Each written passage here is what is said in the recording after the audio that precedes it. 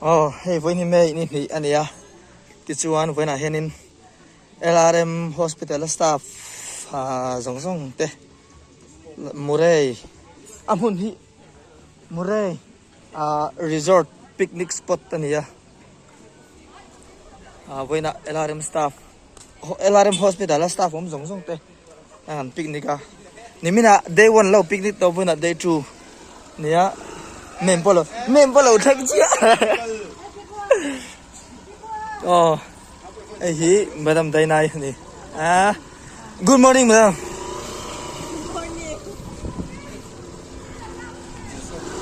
So hello at local wow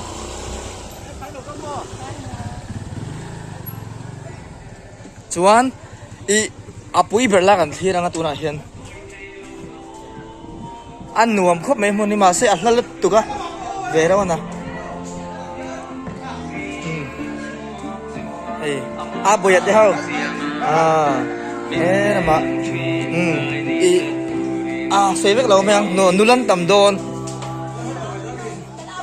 ini na nulan tam don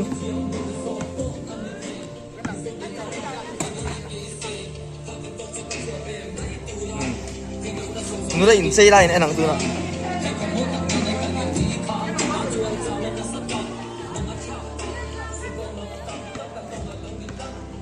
mo mi dang me ti lo ka man leu hey pa au bong ya me ti ro hello a hianin chang khan ma ai kha kem kha lo tu ro ki nga kual chua vek lo la don ni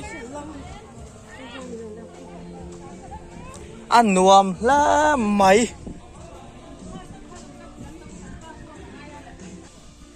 abahan TV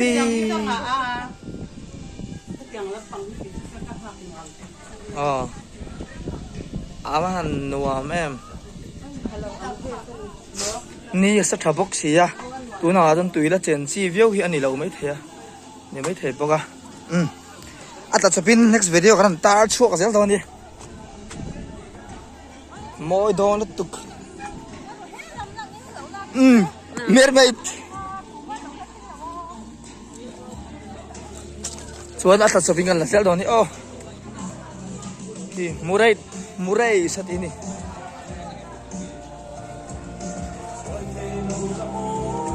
Rosa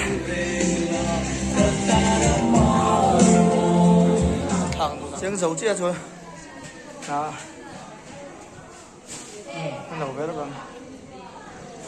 cái sợi lái tí trên nó sợi đục chút tí chi đâu cần thua với cái gì nó chung ăn sâu ngá khay bộ bát xíu đó chung ăn hiện anh em mình đi muốn nôm tắc bắt tóm về sót rồi son phê hai mươi tỷ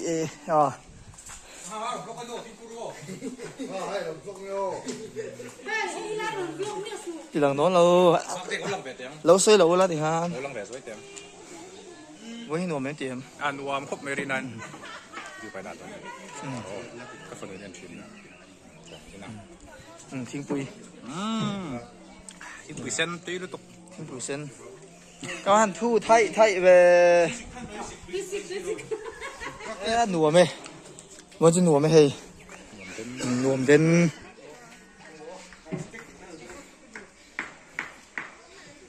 kêu có quý cả hết thiếm rồi nùa thế mày cái đồ bún cái vlog mình lâu anh ấy tuy trên cái chạc to luôn lum bốc xí quay này nè đây resort picnic spot ăn uống khóc này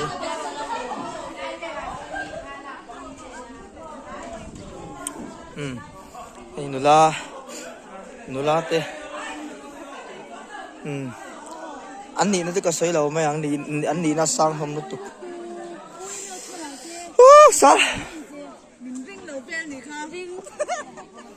hết à bộ glo tum hầu ni se sen hoi agro thei lo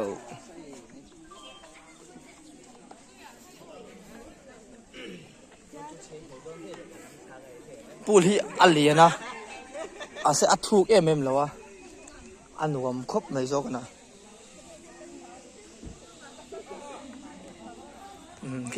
khi xem mà thấy không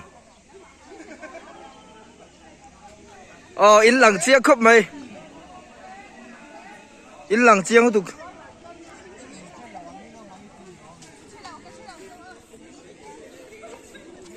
man nặng tắc em mua đây resort picnic spot model pani tile đấy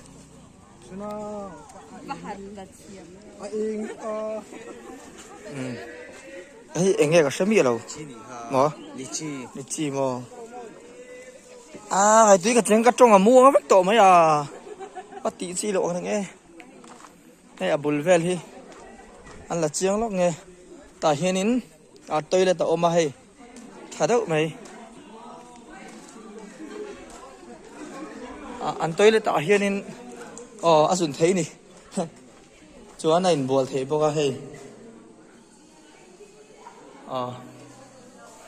kuna kan in munang vel kan dian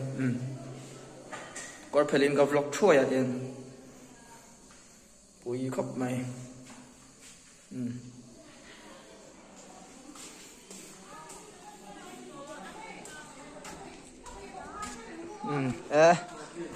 chút hình trắng cả ăn thu hàng phải hiện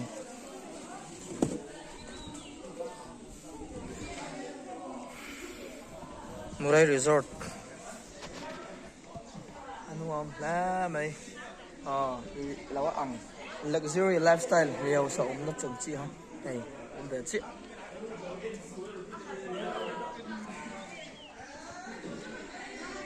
ngon đóng đáy khóc mà kia nè thà lạc chú cầm nó tiếng chuan ăn cua đâu ngá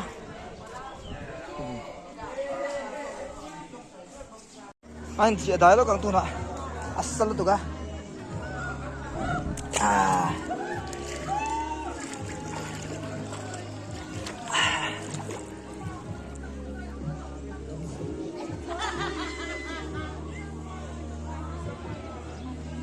nuam lutuk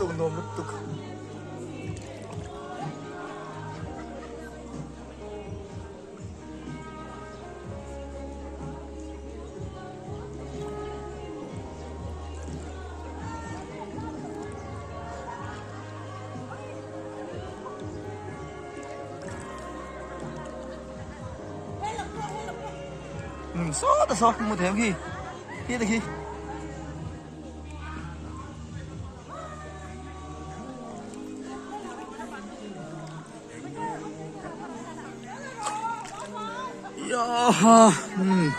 anh chị nó có gì hơn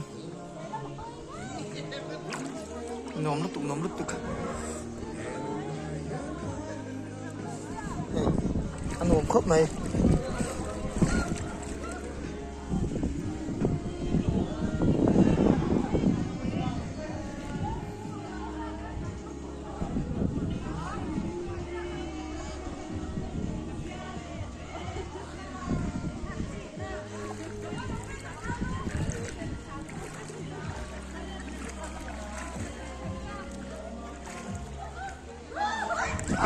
anh chị dayang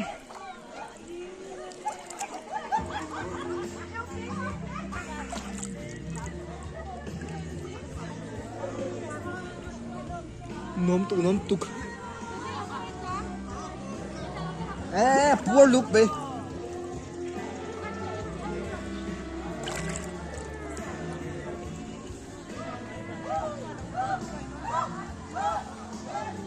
nôm khóc mày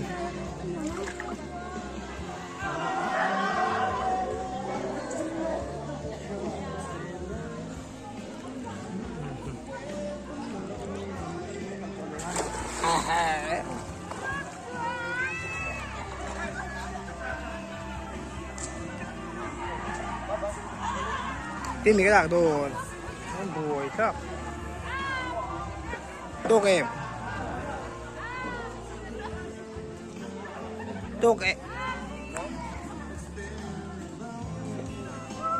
tụ ống tụ hi tuyên chèn nó sao mấy ô ế khởi anh vẫn phim mềm ế khởi sập tàu rùa tí đi in là sập tàu nó sao lâu mình có sẽ té hòn mà bye bye về là han xuân tắc anh phim chụp rất là ngay à chỉ nào rồi dậy thôi tuy cái chèn cái speed là mua ngay biết tọ mềm nó bye bye về là mềm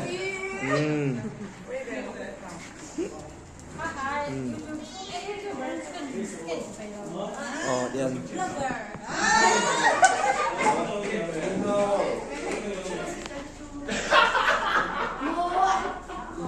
hay là mà cả là ba hồi cả đầu tiên anh nuông bắn ti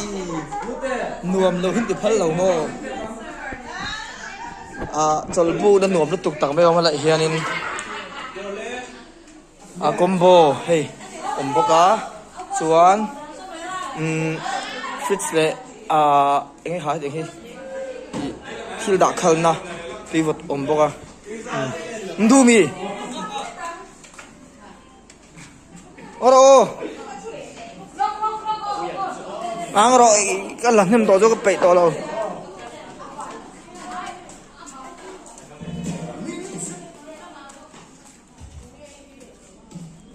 parking LRM khawp mày sol bu đến nuông nó tục tăng mấy ông hay thì hiền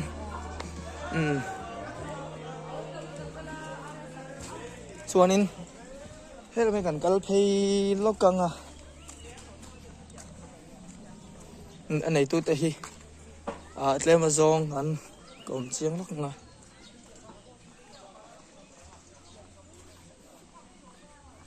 hiện in đổ chết đến đầu xe mà các bạn lóc lút đó thì phải làm nấu bằng tiêu đồ ông lút tục mel thà về yên năm nay lu mỏng tivi tên này thấp mấy còn thằng làm bằng tập bận là tên công bụi cái thập bao Murray Resort picnic spot hi holam panga hianin ram da tura ka ngaya akal kong sei vek sen poni lo thui lu tuka kual boxi moi khop me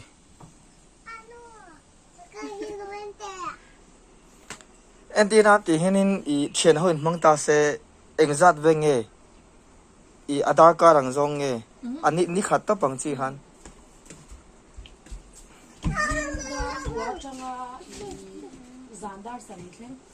这是engzat ve ring nge mi som nga sin khat thil gan zo thui vak lo me ang kal ve top ro chu ni an nuam lutuk ka speed mong to thil zot vak thei pokon to la tui ka ching ka ha zo vek ni fel khop mai imo nga ka 24 ti hanin youtube pa lo sar sanga mo lo mu meng ai zom vek no nga ka 24 zom vek so no subscribe do ni về na nó một cái tầng in lâu lần thôi thì hiện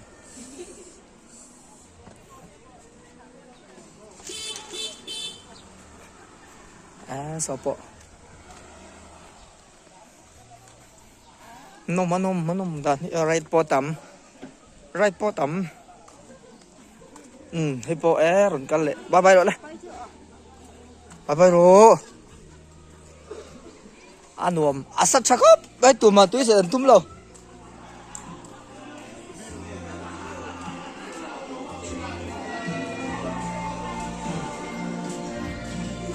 không cuốn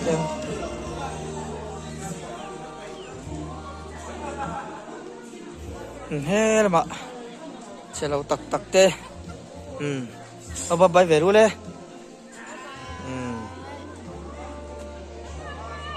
저도 어떻게 감사합니다. 또 되네요.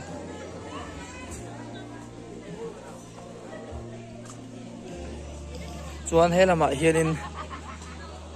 I mizo tong chuan helai muni sa tha man tia ma se tu la khovel chak ka vela hianin phing an thaka chuan chuanin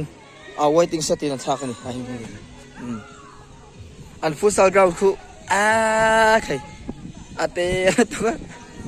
tu mani khelte lo amoin anuam le mai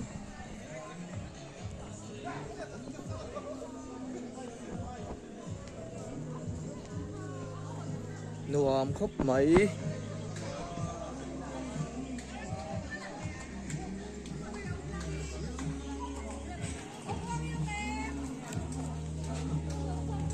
ô buông cái bầu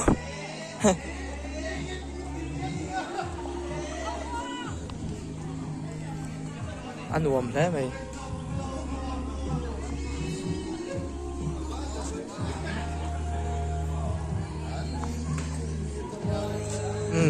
cho nó bằng ạ cắn lại rồi này bằng xuống không